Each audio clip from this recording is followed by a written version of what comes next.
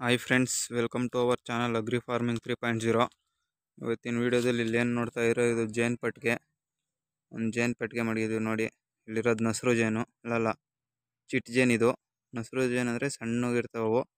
ಇವು ಚಿಟ್ ಜೇನು. ಇವು ಏನು ಜಾಸ್ತಿ ಕಚ್ಚಲ್ಲ, ತೊಂದರೆ ಏನಾಗಲ್ಲ. ಹೆಜ್ಜೇನು ಥರ ನೋಡ್ಬೋದು. ಒಂದು ಡಬ್ಬ ಬಂದು 1000 ರೂಪಾಯಿ ಉಳಿದ ಜೊತೆಗೆ ಬಿಡೋಕ್ಕೆ. ಈ ಜೇನುಗಳು ಬಿಟ್ಟಿದ್ದೀವಿ.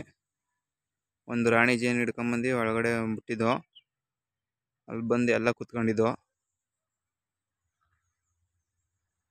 ನೋಡೋದು. ಅಡೆ ಒಂದು ಡಬ್ಬ ಇದೆಯಲ್ಲ, ಅದ್ರೊಳಗೆ ನೀರು ಇರಬೇಕು ಇದಕ್ಕೆ. ಯಾಕಂದರೆ ಇರ್ಬಾ ಮೇಲೊಳಗೆ ಹೋಗಿ ತೊಂದರೆ ಮಾಡಬಾರ್ದು ಅಂತ.